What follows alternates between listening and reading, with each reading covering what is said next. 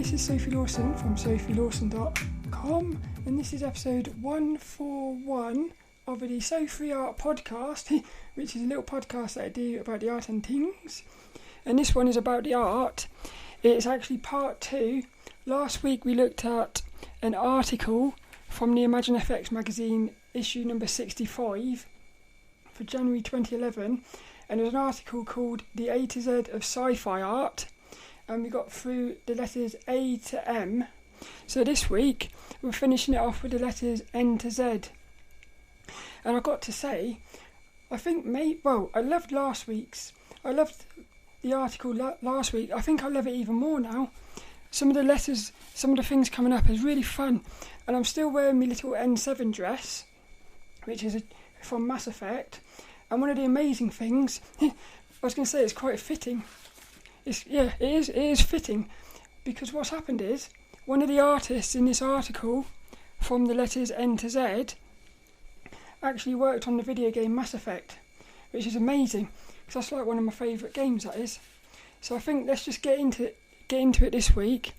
Little Morti is actually the co-host this week. Little Morti the mole. So little Dennis is looking after Kitty in their little house, and little Morti, he's about to start this one off for us. Boing! Yeah, he's quite cool. Little naughty Morti. He's behaving himself this week because he doesn't want to be too naughty, I don't think.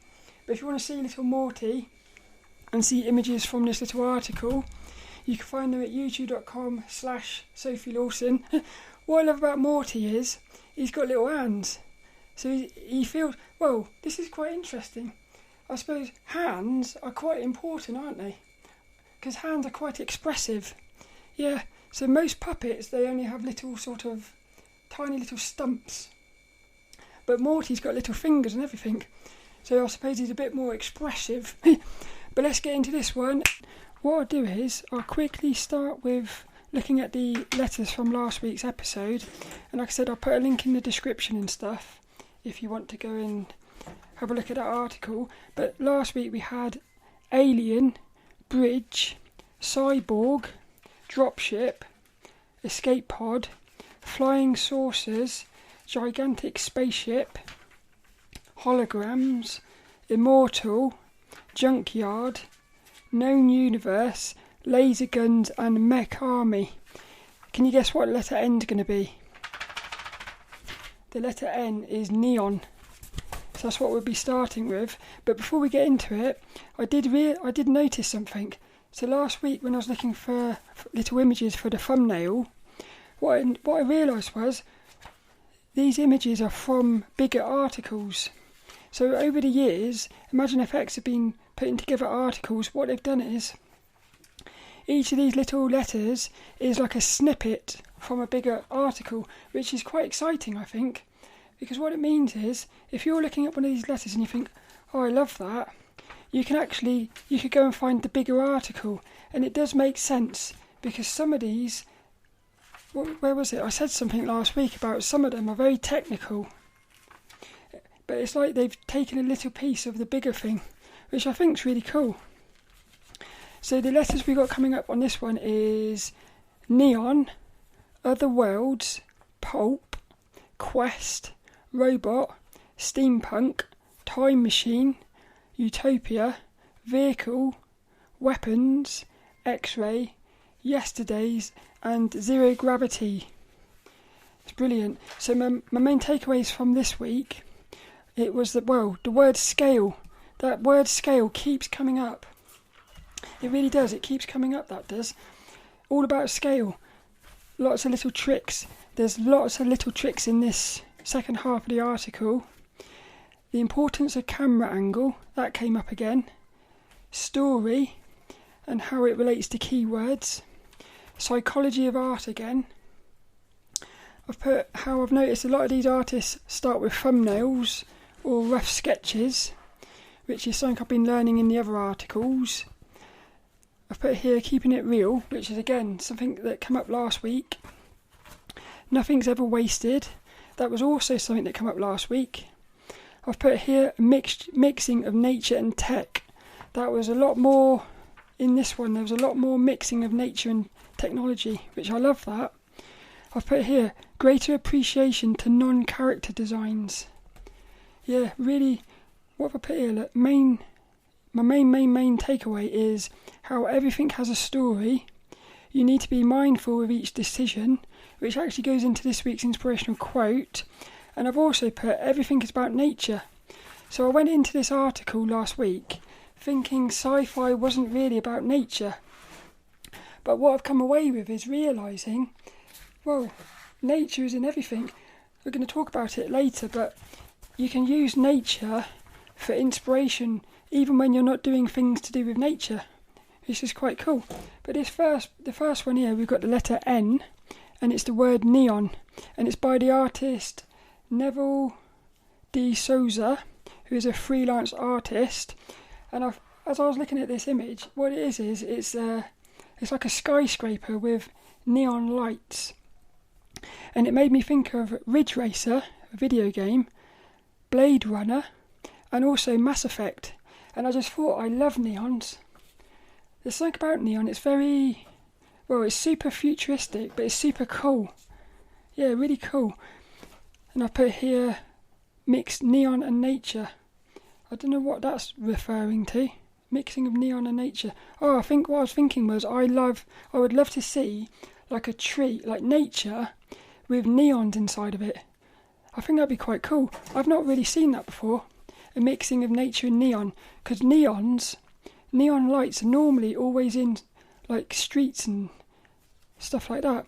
But in the little things here I've put how to paint a neon sign. So it says Neville explains how he paints that staple of all sci-fi cityscapes, the neon sign. I've put here, captures viewers' attention in the dark scenes. So what it is, you can use neon lights to pull the focus. So if you've got like a dark cityscape, you could have, where you place your neons is going to be pulling the viewer into that. So you can use neon lights as a way to guide the viewer around the image, which is something I noticed in a lot of the other articles about how you can, this is where it goes into like the psychology of art. I love that.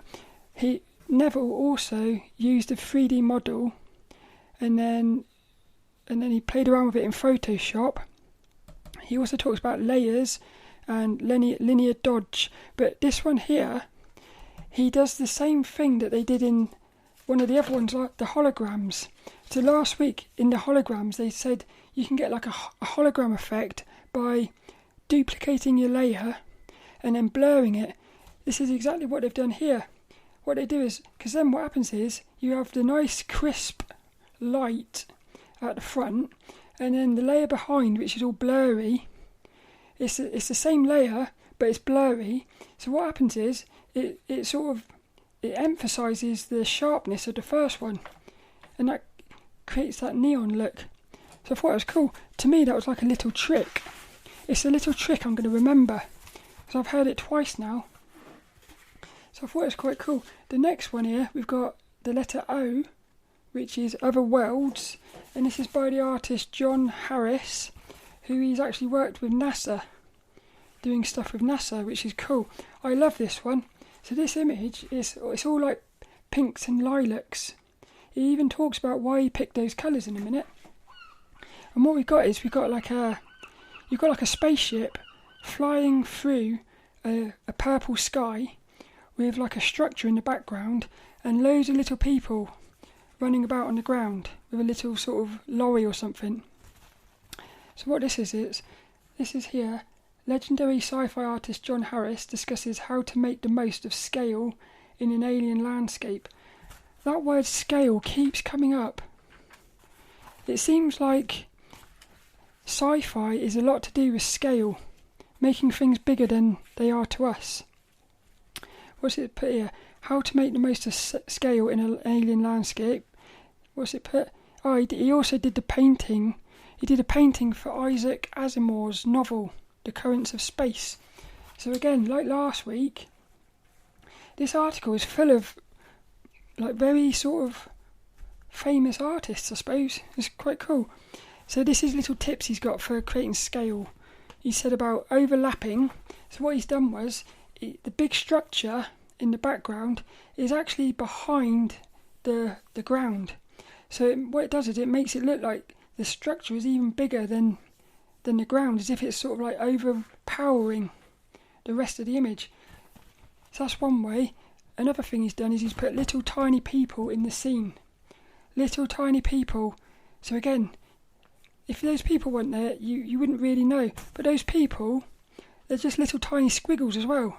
There's no detail, but you can tell they're people, which is, I love that. And that really creates the scale. And then he's put too big to exist on Earth, so it makes it otherworldly. So he's thinking about the word. He was told the word otherworldly, otherworlds, and he thought, well, if I make it bigger than it could be on Earth, we look at that and we think, well, there's no way that could be on Earth. So straight away we're thinking otherworldly. He's also done here, he's implied it's machinery, but he's not really done it properly, because he said it makes the viewer fill in the gaps. So you look at it and you sort of know it's some sort of machinery, but because it's only a tiny piece of this big structure, you've got no idea what it is. So your mind is thinking, I wonder what that structure is. It's cool. So again, he's sort of taken the viewer on. He's telling them what's happening without forcing it on them. So they're sort of, it's almost like the viewer, we're sort of like having a sort of game. I love that. It's like we're sort of making stuff up. So in other words, 3 different people could look at this image and get a completely different sort of story behind it. I might look at that and think it's a massive building. Someone else might look at it and think it's the legs of a creature, like a robotic creature or something. So I love that. What's he put here? Camera angle. Yeah, he's put the camera down on the floor again, which makes it look like a big scale. He's also misted the horizon, which again creates the atmospheric perspective. It also gives it he's all talking about the scale, this one. By making it blurry there, it makes it look bigger because it's further away. And then he's put, it's as if it's a living, breathing world. He's thought about the story. Yeah, because he's put these little people here, but he's also put like a little lorry. So he's thinking about these little people actually going on, like they're doing something down there. And then you've also got a spaceship. It looks like it's coming out of it or something. So there's lots of stuff going on here, but we don't know really what's going on. But you get the impression there's some sort of, well, for me, I feel like it's a workforce or something. What's he put here? Thumbnails. He was talking about the importance of thumbnails. And also, I love this bit. He used the colours pink because they're not Earth colours. So in other words, he's thinking it's got to be otherworldly. So his choice of colours was linked to the word, which I thought was brilliant. So it's amazing how everything sort of, he's thinking about everything really. And also this one is done in traditional, which I like that. He did it in paints, oils and acrylics he did it in. The next word is pulp. And this one is by the artist Douglas Clober or something. And it's the word pulp. I had no idea what this word was, and it didn't explain it in the article. So I actually Googled it. And what it is it says pulp art is covers for inexpensive fiction magazines known as pulps, named for the cheap wood pulp paper on which they were printed or painted. That's quite cool, that. So these are like these are obviously like covers for old sci-fi magazine type things. This one was another traditional one. I really enjoyed reading. This is what I put. I enjoyed reading his process, but there's not much to say. It was just fun seeing how he was inspired by pulp, and I like the retro vibe of this one. Yeah, it's a really nice image. It's a lady. And, well, he talks about how the lady, she's so sort of fascinated and in love with the world that she's on, that what's happened is she's let her attention go, she's let her attention wander, and what's happened is an alien, which is like a, sort of like a organic creature, I suppose. It's actually started to wrap its vines around her leg.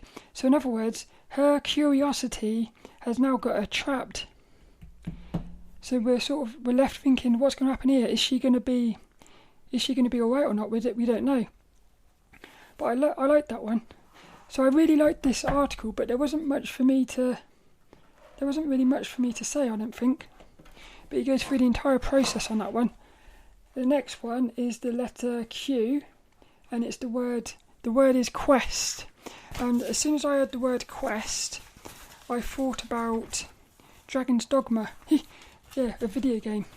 But this one is by the artist Bread, B-R-E-T-T. Bread Bean, who is a concept artist. And this guy's actually got this week's little inspirational quote. It's a brilliant quote as well. But this one, I like this one. Again, we've got loads of different types of art in this article. Some of it's realistic. Some of it is like retro realistic sort of thing. And then you've got some like cartoony ones. So this one is brilliant. I think this might be one of my favourites. What it is it's a drawing, and it's got like a video game vibe about it. You've got a bunch of free characters. And I love what he did here. So what he's done is, it's a kind of cartoony. It's a cartoony thing, but it's got a cool connection between the characters.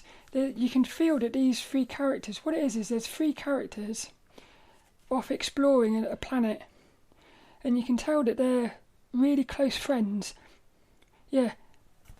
So I love the connection there. But what it is he was given the word quest, and he thought of Dungeons and Dragons, but I thought of Dragon Age. So I thought, isn't it amazing how when you hear a word, everyone thinks of something different? I like that. I thought it was quite cool. And then so he's been inspired by Dungeons and Dragons, which inspired his painting. And what he did was he took a tried and tested, but he made it new with a sci-fi twist. So he was inspired by Dungeons and Dragons, which is all about like a group of characters going on an adventure, which is a wizard, a dwarf, and he says he's got a female. But what he's done is he's turned them into like sci-fi. I love this. So he's turned the wizard normally has magic, but in this one, because it's sci-fi, instead of magic they got technology with holograms. So they use holograms as like lights. Then you've got the dwarf, who's normally got an axe, but because this one's sci-fi, what he's done is he's taken the axe design, but he's turned it into a weapon. Like it's a futuristic gun styled on an axe, which I thought was cool. And then the female is the one that sort of unifies it. So she's normally got a sword, but instead she's got like almost like a lightsaber, I suppose.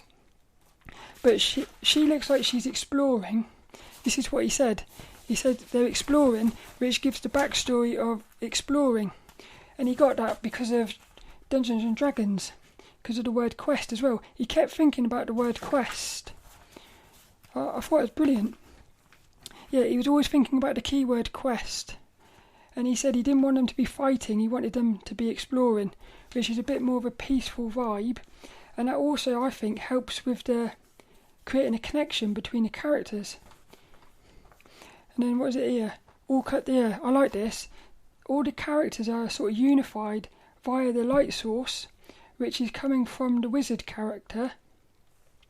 And what he did was he placed him at the top, because then what happens then is, because he's at the top, it's almost like it's unifying the other two characters within him, which I thought was cool. And I put read the bottom bit. So what's it saying here? He says, I need the female to be exploring. I make the abnormal all-tech wizard hover over the other two classes to provide a light source and build up the backstory of exploration. It's brilliant. So this week's inspirational quote, I'm going to read it now. What it says was, he says, saying something once in an image is an accident. Saying it twice is on purpose. And then what he also says is, he says, in other words, once you have an idea or concept, make every other decision support or be subordinate to your main idea. I thought it was brilliant. So what, again, it's like what they say in all the other articles. write it out first so you know what you're doing, and then always keep referring to these like keywords, because that's going to sort of guide you. What it does is, I think it keeps you focused. It keeps you focused so you don't end up going off wandering. Also, this one here, it's got lots of little. It goes through the process as well with little images and stuff, which I've always liked that. Oh, this one here, I love this one. The next one is letter R, and it's the word Robert. No, it's not. It's the word robot. And it says, this is by Brian D. Spain, and he actually works on video games. This one here, if you've ever played the video game Machinarium, which is like a little point and clicky game, it's got a sort of vibe of that.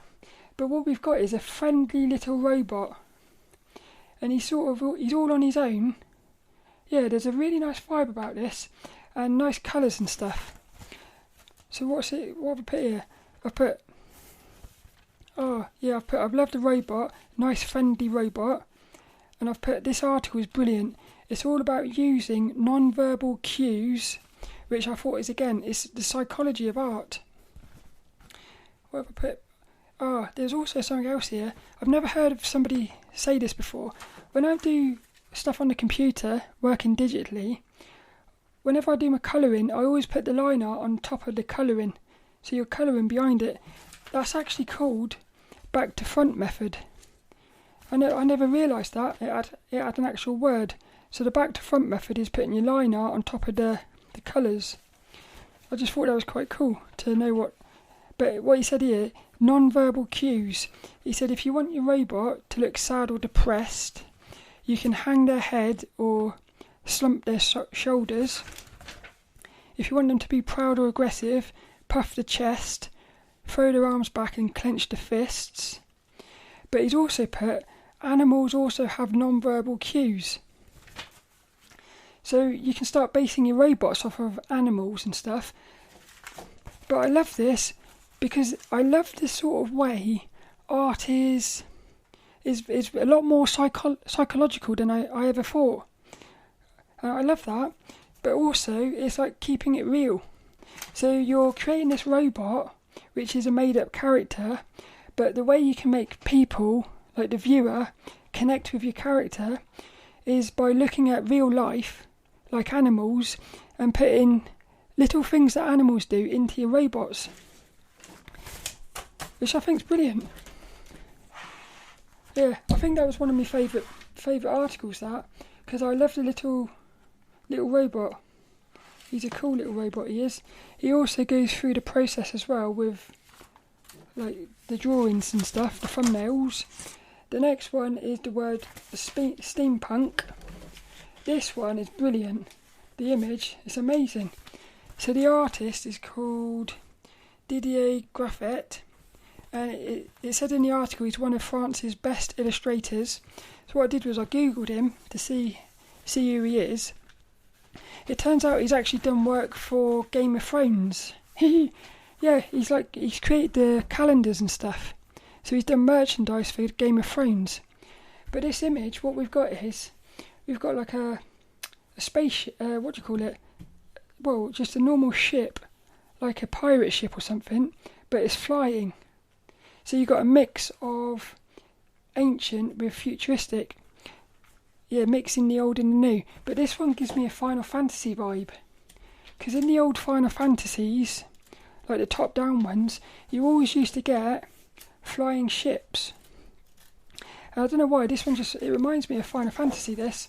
But what we've got, it's all golden colours, which also creates this, it helps make it feel retro, or like ancient. So even though it's all futuristic, it feels like ancient.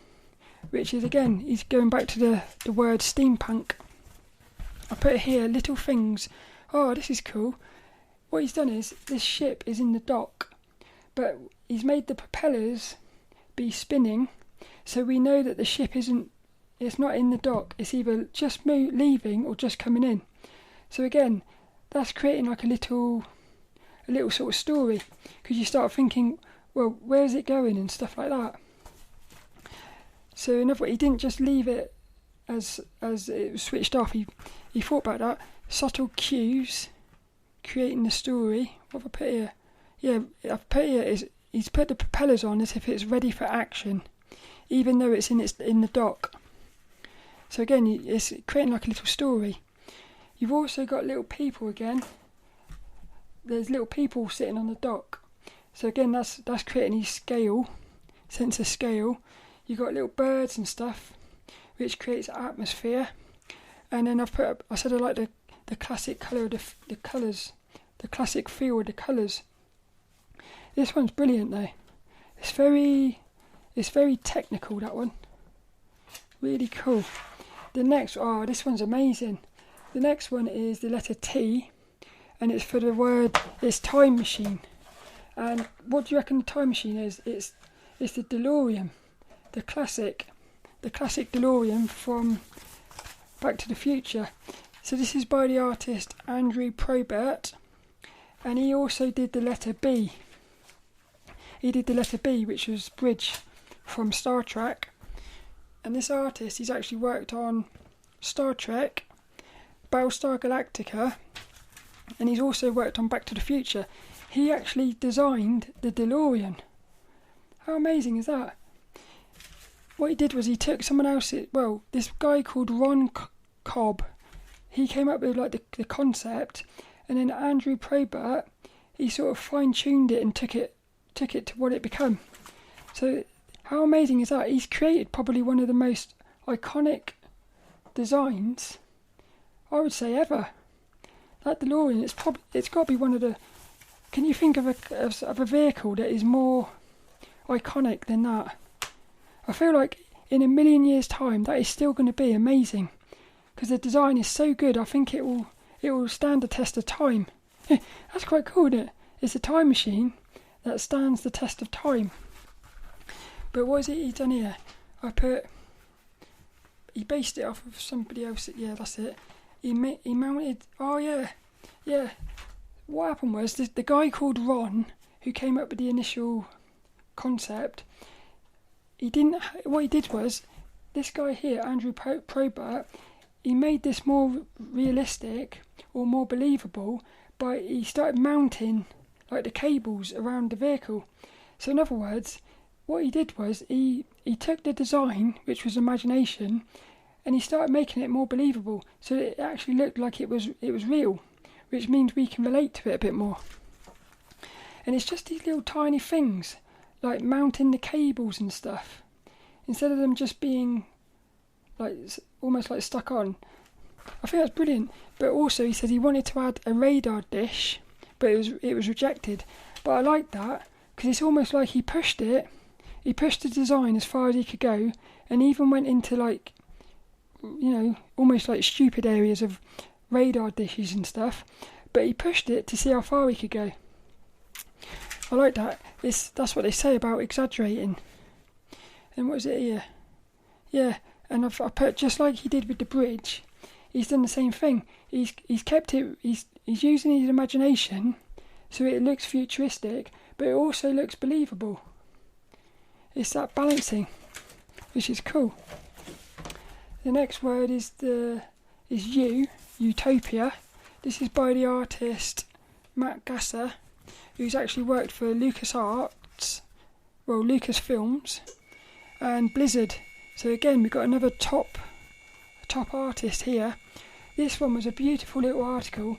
He was talking about the future being a place where Earth harnesses the energy of the Earth, almost like free energy. I thought it was a beautiful article, because the image, we've got like the Earth, as I imagine it in the old days, like ancient times, it's all covered in grass and water. It's beautiful, and all the technology is floating in the air. What he's done is he's using the magnetic sphere of the Earth to have all the technology floating, which is brilliant, because what it means is we're not ruining the Earth. We can have our technology without ruining the Earth. I thought the main thing from this was I loved the way this guy was talking, Matt Gasser. it's almost like he's a beautiful bloke. Yeah, really nice. But I put here, clean energy vision of Earth's distant future. I put all back to nature. The tech is floating in the sky. This is where I started thinking, juxtaposition of nature and geometric shapes. He said that because the thing is, I heard, who was it? Somebody said, nature doesn't make straight lines. Yeah, that's one of the things I love about nature. Everything is sort of curvy and it all flows beautifully. Whereas when you look at things that we make, it's normally all straight edges and like jagged. And we know that straight edges and jagged is aggressive. Whereas nature, the curviness is peaceful. So I like that. What he's done is the technology is all this like sharp edges, and then the nature is smooth. So we've got the thing going on there, what I would say is juxtaposition of the shapes, but also the colours. The earth is green and blue, like nature, and the technology is all orange. So there's a separation between the two things, which is quite cool. What have I put here? Oh yeah, this was cool as well. Like somebody from last week, he used a load of old photos that he had taken ages ago for something else. He used those photos for the colour palettes. So again, it was like nothing is ever wasted on this. Yeah, everything we do in our life, you never know when it might come in handy. I like that. The next one is the letter V, and it's the word vehicle by the artist Sam Brown, and he works for Massive Black, which I've heard of them before. What I thought is, do you have problems writing the word vehicle? Whenever I write the word vehicle, I always want to spell it V-E-C-H. I don't know why, it's a weird word that. It's actually V-E-H. It always gets me, that. Vehicle. Weird. But this one here, the image is of it's like a moon buggy, but it reminds me of the Mako from Mass Effect. I absolutely love that. In Mass Effect, this video game, you was exploring space, and you'd have these missions where you come out your spaceship, you get in this little buggy. It was called the Mako. You would actually drive this thing around the planet. You had to go around the planet picking up these beacons and stuff. I loved that because what happened was each planet was like different. You'd have like red planets, icy planets, stone planets, earthy planets. I loved that bit. The thing was, most people didn't like that, and then when they released Mass Effect 2, they actually took that out of it. I was really upset about that because I thought it was cool. In the second one, you still had the exploring the planets, but you did it all with a static screen, so it was much more boring. I feel like they took something good out of that. I think what they should have done was, I think they should have improved the handling of the Mako instead of just removing it. It's a bit weird that. What is it put here? Oh yeah, this was here. He's put about the challenge of function and coolness. In other words, he wants the thing to be looking cool. So his imagination, he wants it to be cool, but he's still got to keep it realistic and believable. So he's got this thing going on between how far can he push the coolness of the design while still having it be actually functionable. And then he's thinking about the size of the wheels. He's thinking about the storage. So has it got storage? And he's basically asking himself the whole time, what is the purpose of this vehicle? Which is amazing. So as he's designing this vehicle, he's always got in his back of his head, what's the purpose of it? So again, he's not going to get carried away with crazy designs. He's going to make sure he's always got it like, oh, this next bit here is amazing. So this one here is the letter W, and the word is weapons, and it's by the artist Brian Sum. Now this is amazing. He works for BioWare, and he actually works on Dragon Age, Sonic Chronicles, which was one of my favourite little DS games. It was like a Sonic the Hedgehog role-playing game. But he also worked on Mass Effect. So this piece of the article here we've got a page full of weapon designs for the video game Mass Effect. Now this is amazing, because the thing is, I've always said, when I'm going through these books, I've never really been that excited about weapons. But going through this article here, it really made me appreciate weapon designs so much more. So I've put here, I don't normally like or care for designing weapons, but they are really cool when you're the one using them in the game. Yeah, so the thing is, it's not that I don't like weapons. I do like them. So when I'm playing Mass Effect or Dragon Age or something, I love collecting the weapons. It's one of the best bits, that is. But the thing is, I've never had any desire to design them. I prefer designing characters and stuff. And I've also put I prefer swords and fantasy weapons to guns. But these Mass Effect guns, well, to me, now this is amazing. These Mass Effect guns, they're almost like creatures. Yeah, they're almost like creatures. One of these guns, it's almost got a claw. It almost looks a little bit like a crocodile or something. I can imagine it moving. It's quite funny. So what have I put here? They're almost like creatures. Yeah, he's talking about the silhouettes. And what I noticed was, silhouettes of these weapons, it makes me think that these weapons, these guns, they're like characters. And it was then that I thought, oh my goodness, the people who are designing weapons, they're almost looking at the weapon as like a character. Yeah. And then you start thinking about it, when you're playing video games, the weapons are very important. Yeah, sometimes you just take them for granted, but again, it's just, I've got appreciation for weapons now. So this one here, it's an alien race, so their gun is not going to be nice and clean, it's going to be a bit rusty and sort of beat up and stuff. So again, he's designing these weapons, and he's always thinking about the backstory. This is amazing. The amount of stuff that's going into designing these weapons, it's amazing. You think they would just sit there and come up with a design and that'd be it, but they have to think about so many things. Like, they have to think about the alien that's going to be using it, the colours of it, but they also say here, well, it also has to fit into the world, which is going to be different for each alien, because each alien is going to be on its own world. So there's the amount of stuff going on here. I love this, look. One of these, right, he's put, the alien has got 4 eyes. So the alien that the weapon is based off of has got 4 eyes. So the gun has got 4 barrels. How cool is that? Little things like that. It's like now you've got a connection between the weapon and the alien. The 4 barrels. I love that. The silhouette. Oh, this was cool as well. When he's thinking about the silhouette, he said that the player, so us as the player, we mostly see, because it's third person, we mostly see one angle, which is down the barrel. So what he's doing is, he's making sure that perspective has got a very interesting design. Because in other words, he could spend ages designing this gun so it looks amazing from the side, but when we're actually using it in game, it might look really boring from the back. So again, he's got to be mindful of all these things. It's quite amazing.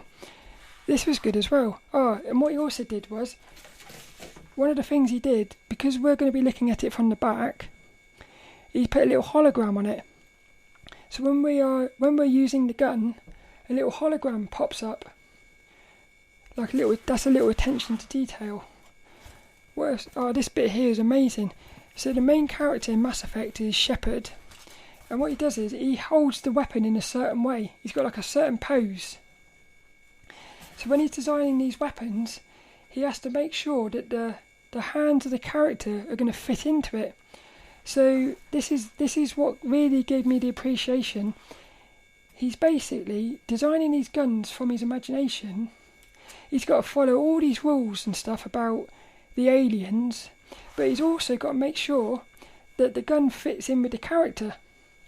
So again, he might create this amazing weapon, but when the player character, which is a human, called Shepard, when that character picks up this gun, it just might not work with that character. So I'm thinking to myself, the amount of sort of iterations they must be doing on these designs. It's incredible, I think. So what have I put here? Yeah, what they've got is they've got this thing called a hand template. They've got like a hand template, so they can put the gun into this. They can basically put the gun there and see how the hands are going to relate to it, which is, I like that. So what I thought was he's free to go wild with the design, but he has to be mindful of all these other things. It's amazing. So what I've put at the end is, I said I love this one, and I've said he's got to be mindful of the character, he's got to be mindful of the player, so he's got to be mindful of the character to make sure the weapon fits in with the character. He's got to be mindful of the player to make sure that the weapon looks cool for us when we're playing the game. He's also got to be mindful of the world to make sure that the weapon is consistent with all the other aliens and stuff, and like the landscapes and all the rest of it. For me, this is one of the best articles I've ever read, because I'm never going to look at weapons the same again. It's unbelievable, that was. Definitely my favourite thing, I think. The next letter is letter Z. Was it Q? Is it Q? Yeah, X-ray. X. The letter X. It's the letter X for X-ray. This is by the artist C.B. Sorge, who is a graphic designer. Now, this one here is a bit weird. So what she does is she creates a mermaid, and she uses fish reference, and she's creating a mermaid but with X-rays. The thing I've got is I don't really understand this one. I don't really understand the image, because we've got an image of, it looks like, to me, I'm not quite sure what I'm looking at. So this one here is the only part of this article I got a bit confused with. But there was one piece of this bit I liked, which is this creature here has got she says it's got a very complex vertebrae, so like the bones at the back. But she did this thing that they did in the article last week. She basically made her life easier by cutting and pasting. This is one of the best things about working digitally, is the time saving. So what she did was, she created one piece of this vertebrae, she then copied it, pasted it, changed the size of it a bit and sort of started rotating it or tilting it. She kept doing that. So what happens is, by the end of it, the vertebrae looks, I suppose, like random, but it's basically also consistent because everything is the same. But the thing is, she would have done that really quickly. So this thing that looks very complicated, it was done in no time because she just cut and pasted. This is quite cool. The next one we've got is Yesterdays by the artist Jeff Simpson, and well, he works at Ubisoft. So again, we've got the amount of artists in this working on video games. I love this. This was another article done in like an interview style, and what he's doing is Jeff Simpson creates a sci-fi with a past. In other words, what we've got an image of like a structure, like a building, a structure, futuristic structure, but it's covered in moss. So you got the impression that this thing has been abandoned for millions of years. And then you've got these two little characters walking up the landscape. Well, for me, they're about to go exploring. What they're going to find. So we've got a little story going on there. But the questions that they asked Jeff is, what are we looking at? Take us through the image, and then it says, then you use 2D software. So what he did was he used 3D software. Oh, I like that. What he did was he used 3D software. He played around with this 3D software. He said he just threw a load of shapes around, and he's manipulating all these shapes until he got an interesting design. He then put that interesting design into Photoshop, and then he paints over the top of it. So again, another little time-saving tip. Another thing is, he can experiment in that 3D software very quickly, and it doesn't matter whether he doesn't like what he's doing. He's not really wasting much time. Whereas if he was in Photoshop designing all this stuff, it'd be much harder to change it, and it would take him much longer as well. So I like that. I thought it was quite cool. What have I put here? Sci-fi with a past. Yeah, and I've put here, this structure has been taken over by nature, and I've put here, nature always wins. I thought to myself, imagine if humans get wiped out in like 1,000 years' time or something. All of our structures are going to be completely destroyed because nature is relentless. It will never stop. And all the roots and stuff. Yeah, nature is king for me. What have we put here? He's created an eerie sense by having a clash of bright and dark. So he's got the brightness of the moss with like the darkness of the structure. What have I put? He played around with the shapes in the 3D software till he got something interesting. And I like this as well. When he's in Photoshop, he only uses the default hard round brush. So he's created this beautiful image just using the default brush, which I thought, it just shows you don't need all these custom brushes and stuff. Yeah, keep it simple, innit? That's what they say. And then the last one is the letter Z, and it's zero gravity.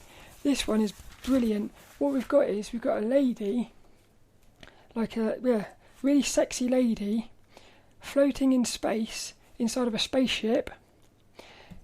This one here is by the artist Eric Jones, who he works on comic covers. This one reminds me of a video game called High Velocity. There's a video game on the Vita called High Velocity. It looks just like that. So what I loved about this one, the first thing that struck me when I was looking at the image was the lady's clothes is all done with it looks like a cartoon. So the clothing looks like cartoon, like cel shaded. But if you look at the skin on the lady, the skin has got loads of texture on it. It's really weird. So you end up with almost like realistic texture of the skin with like cartoon fabric and stuff. It's a very unique style, that one. What I loved about this one was how he talks about how all the lines are flowing. Yeah, it's brilliant, this one. What have I put here? So I said he's got a cool female character, and I said, yeah, he leads our eye around the composition, and what he's done is he's used circle shapes everywhere. So he says if you want to lead the eye around the composition, circles help.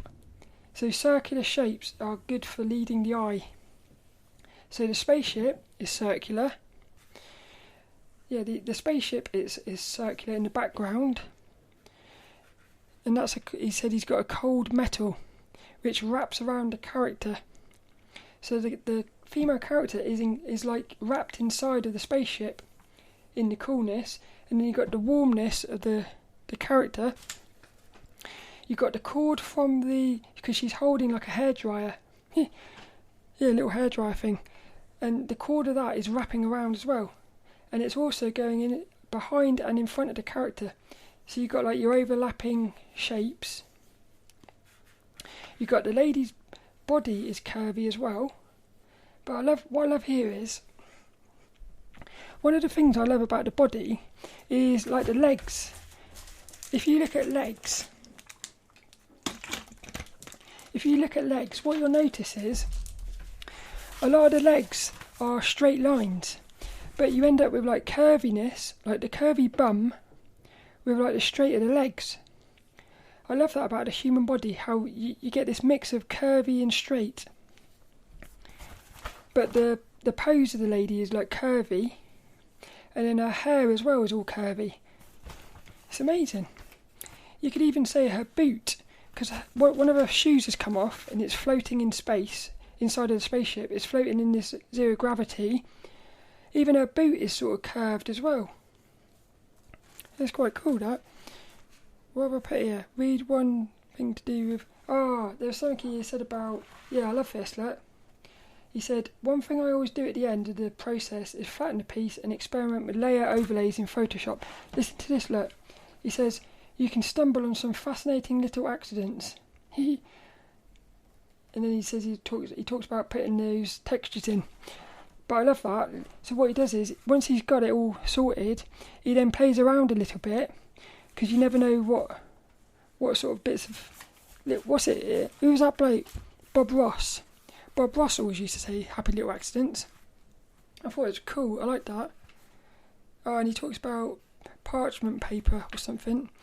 He said you want to look online for parchment paper because it's some sort of technique. That's how he created the technique for the textures, which is cool. And then, I said one of the rough sketches is amazing. So on this article, it's also got like the sketches, some of these initial sketches. One of the sketches, well, both of them are amazing. They're very curvy, but the one that this image is based off, for me it's a lot more cooler, because what he's done is, in the sketch, it's almost like the same image as the one he went with, but it's upside down. And I thought that was more fitting of the word zero gravity. Because in the word zero gravity, if you've got it upside down, I think that would give a better impression of like floating. Because when you're floating, you are upside down and stuff. So I feel like if I was doing this, I think I would have kept her upside down. That was just something I noticed. And that is basically it. This really was an amazing article. It's probably one of the... Well, it was amazing. I really did. I enjoyed that. I hope you did. Doing little Morti. He said it. Look, Morti can do he can do like a little dance. You know when you're break dancing, they do that thing. You know when they do that thing where they're like dancing across the floor, like a snake or something. Morti's quite good at doing that. I reckon Morti would be quite a good swimmer. But I hope you enjoyed that little article. I'm going to do some more of these. I'm actually going to do the A to Z of fantasy art. I'm going to try and do that next month, in the month of January. I'll try and do that because ImagineFX had an A to Z of fantasy art. And I love fantasy. I think fantasy is more exciting to me. But, well, the main thing I've got from this article is a greater appreciation for sci-fi. Really excited now. So I hope you enjoyed that.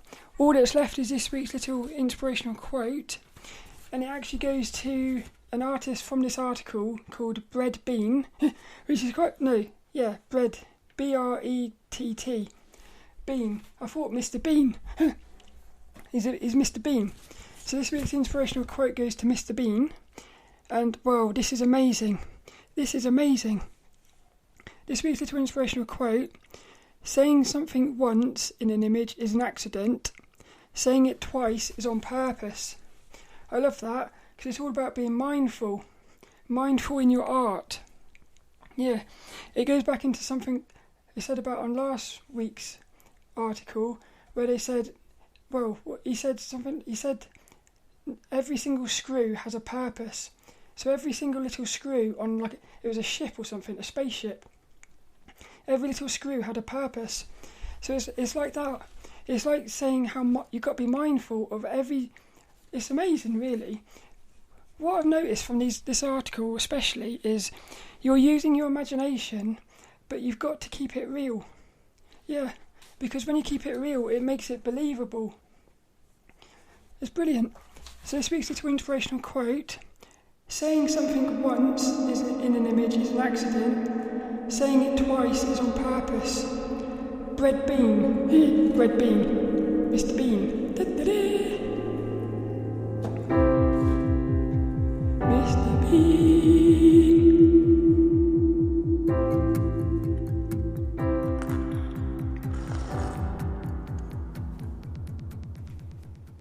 Okay, I'm here for the world's longest slap.